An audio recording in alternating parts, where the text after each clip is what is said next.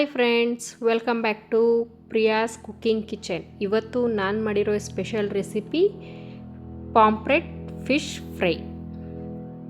ತುಂಬ ಚೆನ್ನಾಗಿದೆ, ನೀವು ಒಂದ್ಸಲ ಮನೇಲಿ ಟ್ರೈ ಮಾಡಿ ಫ್ರೆಂಡ್ಸ್. ಫಸ್ಟು ಒಂದು ಮಸಾಲೆ ರೆಡಿ ಮಾಡ್ಕೊಳ್ಳೋಣ.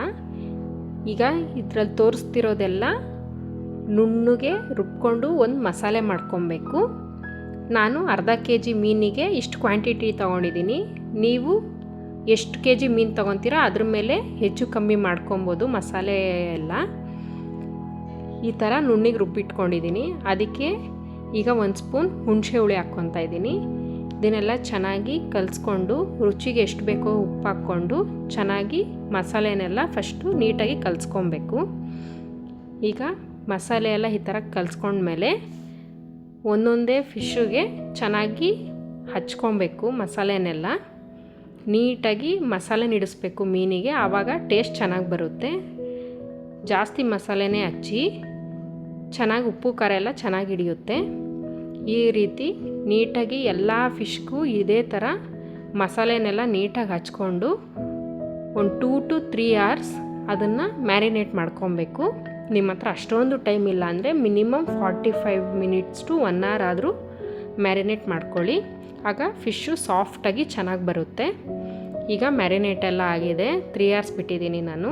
ಈ ರೀತಿ ಆಗಿದೆ ನೋಡಿ. ಈಗ ಈ ಫಿಶ್ನೆಲ್ಲ ಚೆನ್ನಾಗಿ ಮತ್ತೆ ಮಸಾಲೆನೆಲ್ಲ ಒಂದು ಸಲ ಮತ್ತೆ ಹಚ್ಕೊತಾ ಇದ್ದೀನಿ. ಒಂದು ತವ ಇಟ್ಟು ಅದ್ರ ಮೇಲೆ 1-2 ಸ್ಪೂನ್ ಎಣ್ಣೆ ಹಾಕ್ಕೊಂಡು ಚೆನ್ನಾಗಿ ಚೆನ್ನಾಗಿ ಬಿಸಿ ಆಗಬೇಕು. ಆಮೇಲೆ ಫಿಶ್ ಎಲ್ಲ ಹಾಕ್ಕೊಂಡು ಫ್ರೈ ಮಾಡ್ಕೊಬೇಕು.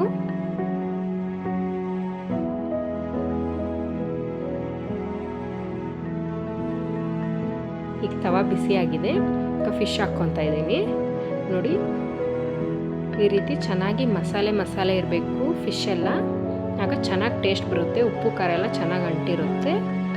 ಈಗ 1 ಸ್ಪೂನ್ ಮೇಲೆ 1 ಸ್ಪೂನ್ ಎಣ್ಣೆ ಹಾಕ್ಕೊಂಡು ಅದನ್ನು ಚೆನ್ನಾಗಿ ಎರಡೂ ಕಡೆನೂ ಚೆನ್ನಾಗಿ ಫ್ರೈ ಮಾಡ್ಕೊಬೇಕು. ನೀವು ಮಸಾಲೆನ 1-2 ಸ್ಪೂನ್ ಹಚ್ತಾನೆ ಇರಿ, ಆವಾಗ ಚೆನ್ನಾಗಿ ಹಿಡಿಯುತ್ತೆ, ಚೆನ್ನಾಗಿ ಬರುತ್ತೆ. ಒಂದು 3 minutes ಒಂದು ಸೈಡ್, ಇನ್ನೊಂದು 3 minutes ಇನ್ನೊಂದು ಸೈಡ್ ಕುಕ್ ಮಾಡಿಕೊಂಡ್ರೆ ಸಾಕು. ಚೆನ್ನಾಗಿ ಸಾಫ್ಟಾಗಿ ಫ್ರೈ ಆಗುತ್ತೆ ನೋಡಿ. ಈ ರೀತಿ ಈಗ ಚೆನ್ನಾಗಿ ಫ್ರೈ ಆಗಿದೆ. ಈಗ ಲಾಸ್ಟಲ್ಲಿ ಸ್ವಲ್ಪ ಗಾರ್ನಿಷಿಂಗ್ ಮಾಡ್ಕೊತಾ ಇದ್ದೀನಿ. ನಮ್ಮ ಸ್ಪೆಷಲ್ ಪಾಂಪ್ರೆಟ್ ಫಿಶ್ ತವಾ ಫ್ರೈ ರೆಡಿಯಾಗಿದೆ ನೋಡಿ. ಎಷ್ಟು ಸಾಫ್ಟಾಗಿ ಎಷ್ಟು ಚೆನ್ನಾಗಿ ಬಂದಿದೆ ಅಂತ. ನೀವು ಒಂದು ಸಲ ಮನೇಲಿ ಟ್ರೈ ಮಾಡಿ ಕಮೆಂಟ್ ಮಾಡಿ ಫ್ರೆಂಡ್ಸ್. Thanks for watching.